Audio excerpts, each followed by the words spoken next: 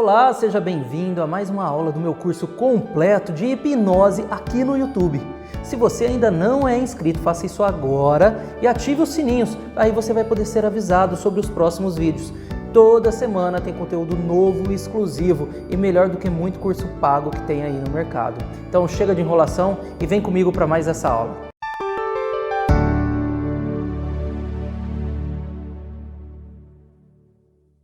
Vou falar um pouquinho de um breve resumo. A hipnose parece que é algo muito moderno, né? Algo que está começando agora, eu nunca tinha ouvido falar de hipnose antes, mas a hipnose ela é muito antiga, tá? Na verdade, o primeiro registro que a gente tem da hipnose é de 1500 a.C., que são com os papiros de Ebers. Lá já tinha registro de prática de hipnose, e eles usavam nessa época para a finalidade da cura. Ou seja, faz muito tempo que existe hipnose, tá? A hipnose começou agora, é uma modinha, não. A hipnose, ela vem aí desde 1500 a.C. Na Grécia Antiga, eles também têm registros lá de diagnósticos de cura usando a hipnose.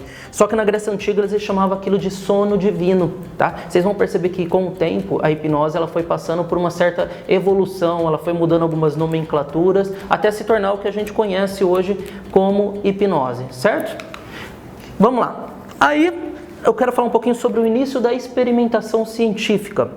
A experimentação científica, que é uma parte onde a hipnose deixou de ser esse sono divino, essa questão mais mística, se iniciou com Franz Mesmer. O Mesmer, ele era um médico, ele defendia o magnetismo animal. Ele tinha alguns rituais onde ele imantava pedras, né? Ele usava ímãs e através dessa imantação de pedras, de ímãs, ele fazia com que as pessoas, através de seus fluidos vitais, tinham a cura, né? Ele acreditava muito em corpos celestes e nessa presença de um fluido vital. Talvez Mesmer foi quem começou com essa questão de pedras, ele acreditava muito na força das pedras. Então se você está assistindo aqui e trabalha com reiki, trabalha com pedra, Mesmer é uma pessoa legal para você começar a estudar, tá? E ele defendia muito isso.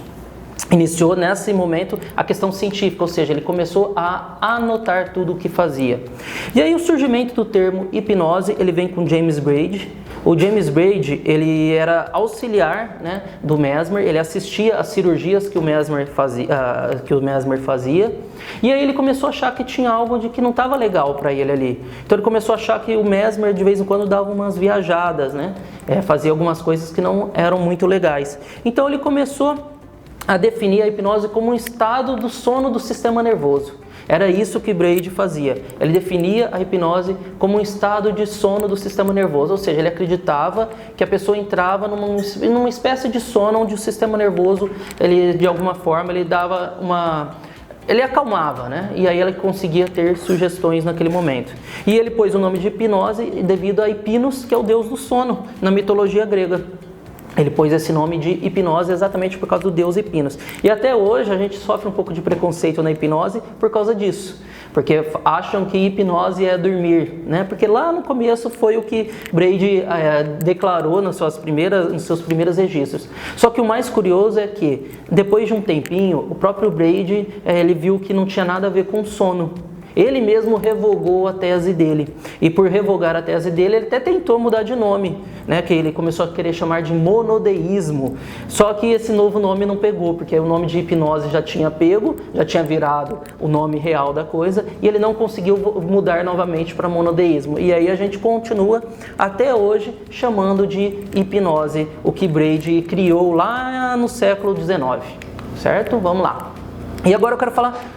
Esse é o histórico da hipnose, tá? Depois eu vou falar um pouquinho sobre algumas pessoas importantes dentro da hipnose, mas agora eu quero falar um pouquinho sobre a história da hipnose dentro do Brasil. Dentro do Brasil ela teve alguns fatos que eu trouxe aqui para você, que eu acho que são interessantes a gente ressaltar. Esses fatos são, em 1961, Jânio Quadros ele acabou proibindo qualquer espetáculo utilizando hipnose. Qualquer espetáculo em 1961 usando hipnose foi completamente proibido. Inclusive, até hoje, tem gente que ainda acha que é proibido, porque essa lei ainda existe. Ainda existe essa lei de 1961, feita por Jânio Quadros, dizendo que a hipnose é proibida como apresentação, como show e tudo mais. Só que já 30 anos depois, o grande Fernando Collor de Mello, que não foi muito bom para o Brasil, mas para a hipnose ele pegou e revogou essa lei. Então, se você está começando a fazer hipnose e alguém algum dia falar para você, eu tenho uma lei aqui que fala que a hipnose foi proibida, que não se pode fazer hipnose, não pode hipnotizar as pessoas para brincadeira e tudo mais. Você pode ter certeza, inclusive na apostila tem essas leis todas, tá? Inclusive a revogação que o Collor fez 30 anos depois. Então, se alguém algum dia argumentar com você que não pode fazer hipnose, você pode falar, tudo bem, tem essa lei, só que ela foi revogada 30 anos depois pelo Collor e eu posso fazer tranquilamente. E uma coisa que é interessante dizer também, a hipnose ela é considerada terapia livre. Durante as minhas vendas de curso, muita gente me pergunta sobre certificação. Fala, Thiago, você vai me dar um certificado? Eu falo, te dou. Inclusive, se você está assistindo aqui, você vai ter um certificado. Você pode ter um certificado. Mas sabe o que é esse certificado? É um pedaço de papel. Só isso. Apenas um pedaço de papel. Toda terapia livre, certificado, não serve como questão legal. Então, não importa a terapia, tá? Seja terapia holística, terapia energética, seja qualquer tipo de terapia. Se alguém um dia falar para você, a minha certificação é reconhecida, não existe isso. O reconhecimento dessa certificação, no máximo, pode ser porque ele paga uma agência reguladora. É isso que ele faz, tá? Mas não tem certificação reconhecida dentro de terapias livres. Portanto, qualquer pessoa pode fazer hipnose. E algumas pessoas até me perguntam também se, Thiago, depois do seu curso eu vou poder fazer hipnose? Você já pode fazer hoje, se você quiser. Você pode ir no YouTube aprender e fazer. Não é o meu curso que vai te dar esse alvará para fazer e nem o curso de ninguém. Eu garanto isso para você, tá? Se alguém te prometeu isso, é mentira. Não tem um curso que te deu o alvará para praticar hipnose. Todos os cursos você vai poder fazer. Aprendeu hipnose você pode fazer, porque ela é livre, tá? Mas aí depois eu vou falar um pouquinho sobre questão de ética. Aí é outra coisa. E aí falando um pouquinho sobre alguns nomes dentro da hipnose no Brasil, né? Fábio Puentes, provavelmente você já deve ter ouvido.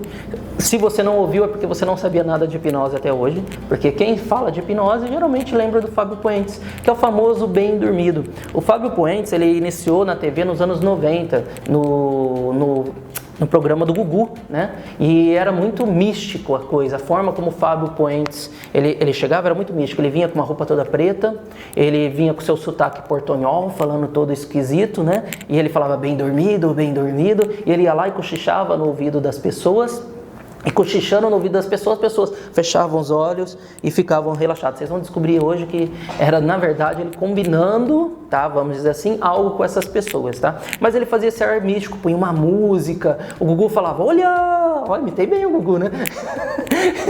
O Gugu falava, olha, Fábio Puentes chegando aí, e aí ele chegava o Fábio Puentes, aí punha, a câmera filmava o rosto de todo mundo com medo, aquela música de suspense, luz piscando, e isso acabou até que passando um ar muito místico dentro da hipnose. Eu não sou crítico porque graças ao Fábio Puentes, a hipnose também chegou onde está hoje. Porque o Fábio Puentes foi um divisor de água. Até então mal se falava, mal se sabia o que era hipnose aqui no Brasil.